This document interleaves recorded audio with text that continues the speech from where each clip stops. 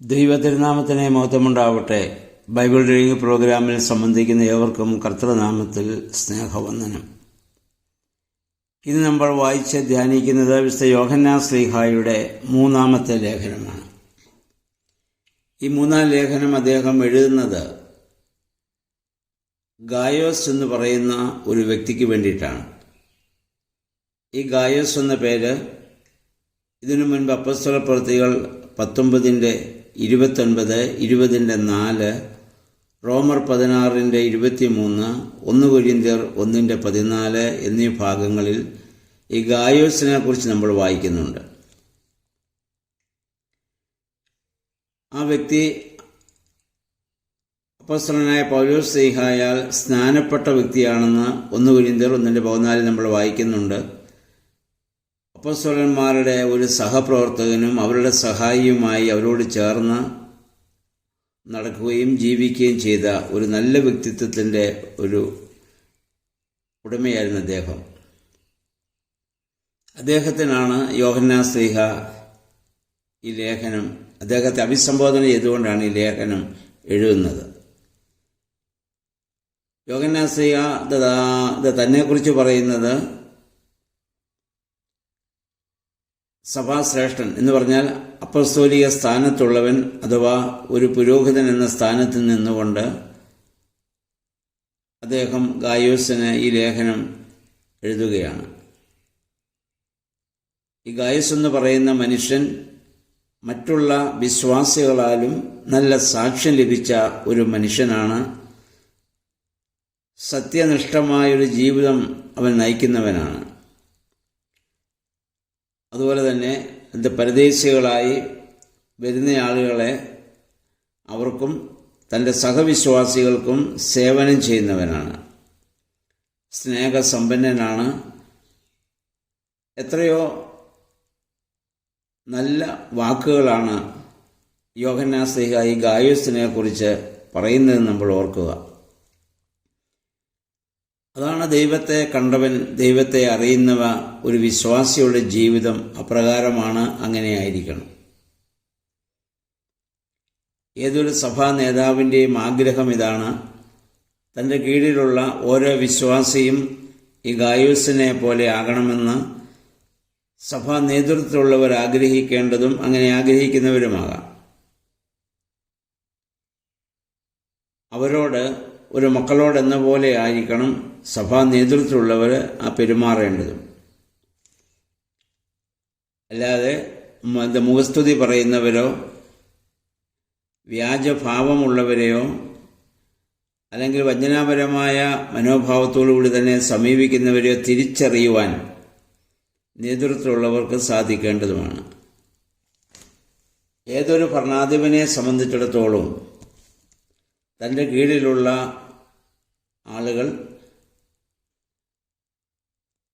അവർ നന്നായി ജീവിക്കുന്നു എന്ന് കേൾക്കുന്നതാണ് അവർക്ക് സന്തോഷവും അവരുടെ കിരീടവും അതുതന്നെയാണ്.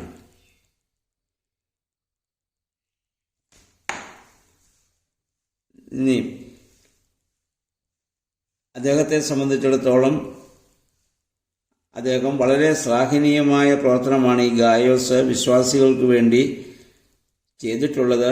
ക്രൈസ്തവ സമൂഹത്തിനൊരു വലിയ മാതൃകയാണ് അദ്ദേഹം.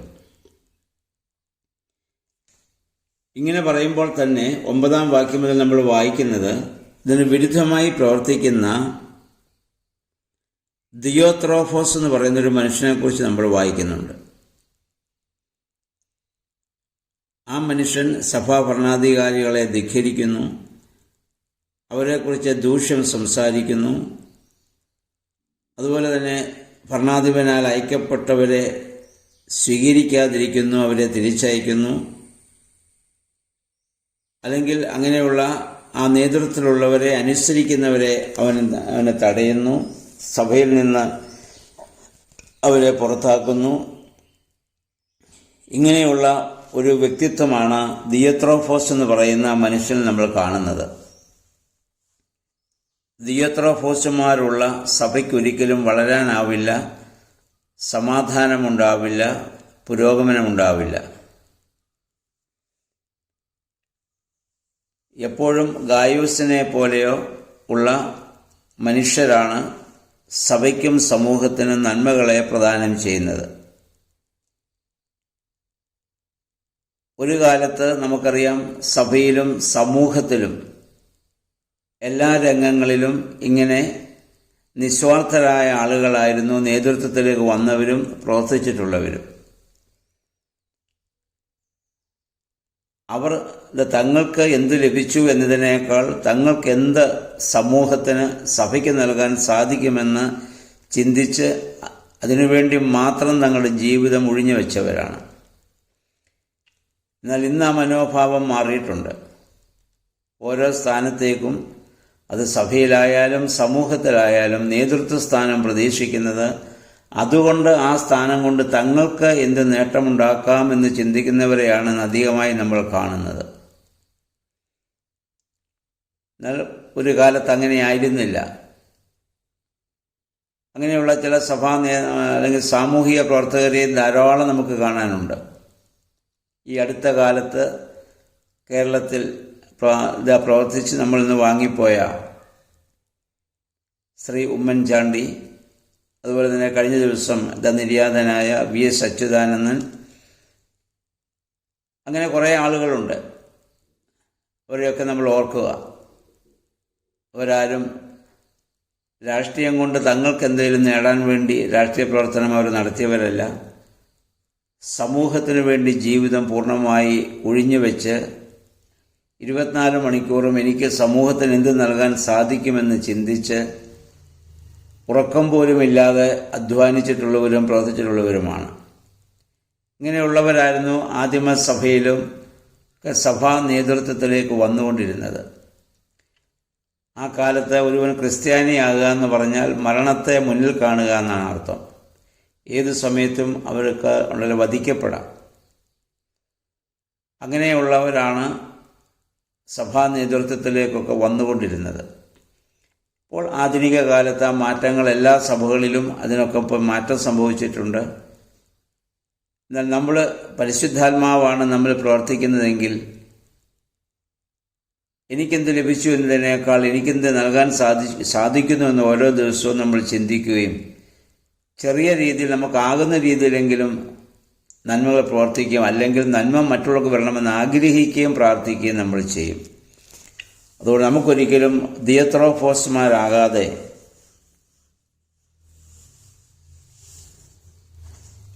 നമുക്ക് ജീവിക്കാൻ നമുക്ക് സാധിക്കണം.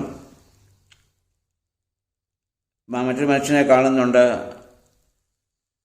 ദെമത്രിയോസ്. ഈ ദിയത്രോഫോസിനെ പോലെ നേതൃത്വം നൽകുന്ന ആ സമൂഹത്തിൽ ദെമത്രിയോസിനെ പോലുള്ളവരും ഉണ്ട് എന്നുള്ളത് വലിയ ആശ്വാസമാണ്. അദ്ദേഹം ഗായോസിനെ പോലെ തന്നെ പ്രവർത്തിക്കുന്ന ഒരാളാണ് ഈ ദെമത്രിയോസ്.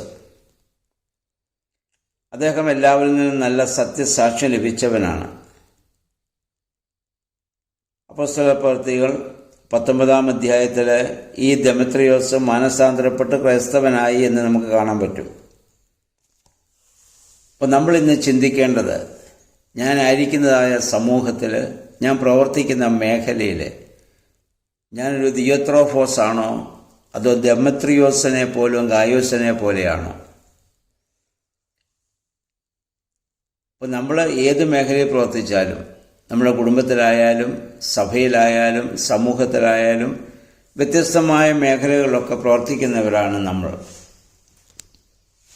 സ്വാർത്ഥതയാണ് എന്നെ ഭരിക്കുന്നതെങ്കിൽ ഞാനൊരു ദിയത്രോഫോസ് ആകും. എന്നാൽ പരിശുദ്ധാത്മാവാണ് എന്നിൽ വസിക്കുന്നതെങ്കിൽ എനിക്ക് ആ ദെമത്രിയോസിനെ പോലെയും ഗായോസിനെ പോലെയും പ്രവർത്തിക്കാൻ സാധിക്കും. ഈ രണ്ട് മനോഭാവമാണ് ഈ യോഹന്നാൻ ശ്ലീഹായുടെ അവസാന ലേഖനത്തിൽ അദ്ദേഹം നമുക്ക് ഇത് നൽകുന്നത്. ഈ രണ്ട് രീതിയിലും നമുക്ക് പ്രവർത്തിക്കാൻ സാധിക്കും. എന്നാൽ അധികം ആളുകളും ഇന്ന് ആ ദിയത്രോഫോസിനെ പോലെ ആണ് ഓരോ സഭയിലും സമൂഹത്തിലും ഇന്ന് കൂടുതൽ അല്ലെങ്കിൽ ആ നേതൃത്വ സ്ഥാനത്തേക്ക് വരുന്നതെന്നുള്ളത് ഏറെ സങ്കടകരമായ അനുഭവമാണ്. അതിൽ നിന്ന് മാറി ദൈവമേ, ആ ഗായോസിനെ പോലെ, ആ ദെമത്രിയോസിനെ പോലെയുള്ളവർ സഭയിലുണ്ടാകുവാനും അങ്ങനെ ജീവിക്കാനും ദൈവമേ ഞങ്ങളെ സഹായിക്കണമേ എന്ന് നമുക്ക് പ്രാർത്ഥിക്കാം. അപ്പോൾ പരിശുദ്ധാത്മാവ് നമ്മിൽ പ്രവർത്തിച്ചെങ്കിൽ മാത്രമേ അങ്ങനെ നമുക്ക് ജീവിക്കാൻ സാധിക്കത്തുള്ളൂ. ദൈവമേ അതിന് ഞങ്ങളെ സഹായിക്കണമേ എന്ന് ഓരോ ദിവസവും പ്രാർത്ഥനയോടെ നമ്മുടെ ജീവിതം നമുക്ക് ആരംഭിക്കാം. ഇതോടുകൂടി യോഹന്നാൻ ശ്ലീഹായുടെ ലേഖനയോടെ അവസാനിക്കുന്നു. നാളെ ഇനിയും വിശുദ്ധ യൂദായുടെ ലേഖനമാണ് നമ്മൾ വായിച്ച് ധ്യാനിക്കുക. അതോടുകൂടി പഴയ നിയമത്തിലെ ഇപ്പം തൽക്കാലം നമ്മൾ ഇത് പുതിയ നിയമത്തിലെ വായനകൾ ഇപ്പോൾ നമ്മൾ തൽക്കാലം അവസാനിപ്പിച്ച് വെളിപാട് പുസ്തകം പിന്നെ പുറകാലം എടുക്കുമെന്ന് ഞാൻ കഴിഞ്ഞ ദിവസം ഞാൻ പറഞ്ഞിരുന്നല്ലോ. അതുകൊണ്ട് നമ്മൾ ഇനി അടുത്ത ആഴ്ച മുതൽ ഓഗസ്റ്റ് മാസം 1-ാം തീയതി മുതൽ പഴയ നിയമത്തിലേക്ക് നമ്മൾ പോവുകയാണ്. നിങ്ങളെല്ലാവരും ഈ ബൈബിൾ റീഡിംഗ് പ്രോഗ്രാമിൽ ആദ്യം അന്തം ഇതുവരെയും നിങ്ങൾ സഹകരിക്കുകയും അതിനുവേണ്ടി പ്രാർത്ഥിക്കുകയും പ്രവർത്തിക്കുകയും ചെയ്തു. അതിന് ദൈവം അനവരതമായി നിങ്ങളെ ഏവരെയും അനുഗ്രഹിക്കട്ടെ എന്ന് പ്രാർത്ഥിക്കുന്നു. ഇനി പഴയ നിയമം വായിക്കുവാനും മറ്റുള്ള ആളുകളെ പ്രേരിപ്പിക്കുവാൻ നിങ്ങൾക്ക് സാധിക്കണം. അതൊരു വലിയ സുവിശേഷ പ്രവർത്തനമാണ്. നമ്മുടെ ഭാഗ്യം, നമ്മൾ ഈ ജീവിച്ചിരിക്കുന്ന കാലത്ത് വേദപുസ്തകം കയ്യിലെടുക്കാനും വായിക്കാനും ഒക്കെ ഭാഗ്യം നമുക്ക് ലഭിച്ചു. നമുക്ക് പൂർവികർക്കൊന്നും ലഭിക്കാത്തൊരു ഭാഗ്യമാണ് ദൈവം നമുക്ക് തന്നിട്ടുള്ളത്. അതുകൊണ്ട് ജീവിച്ചിരിക്കുമ്പോൾ മരിക്കുന്നതിന് മുമ്പ് ഒരു പ്രാവശ്യമെങ്കിലും വേദപുസ്തകം പൂർണ്ണമായി വായിക്കുവാൻ നമുക്ക് ഒന്ന് പരിശ്രമിക്കാം. അതിന് ദൈവമേ പരിശുദ്ധാത്മാവെ ശക്തീകരിക്കണമേ എന്നുള്ള പ്രാർത്ഥനയോടുകൂടി നമുക്ക് ആയതിലേക്ക് നമുക്ക് പ്രവേശിക്കാം. വരുന്ന ചൊവ്വാഴ്ച 29-ാം തീയതി വൈകിട്ട് ഒരു സൂം മീറ്റിങ്ങിൽ പഴയ നിയമത്തിൻ്റെ ആമുഖം നമ്മൾ ഒന്ന് ചിന്തിക്കുന്നതാണ്. അതിന് ശേഷമാണ് നമ്മൾ ഓഗസ്റ്റ് 1-ാം തീയതി വെള്ളിയാഴ്ച മുതൽ പഴയ നിയമ വായനയിലേക്ക് നമ്മൾ പ്രവേശിക്കുക. അതിനുവേണ്ടി എല്ലാവരും പ്രാർത്ഥിക്കുകയും മറ്റുള്ളവരെ അതിനുവേണ്ടി പ്രേരിപ്പിക്കുകയും ചെയ്യണം. ദൈവം എല്ലാ അനുഗ്രഹങ്ങളും നിങ്ങൾക്ക് നൽകട്ടെ എന്നുള്ള പ്രാർത്ഥനയോടെ എൻ്റെ വാക്കുകളെ ഇവിടെ ഉപസംഹരിക്കുന്നു. ദൈവനാമം മാത്രം മഹത്വപ്പെടുവാൻ ഇടയാവട്ടെ.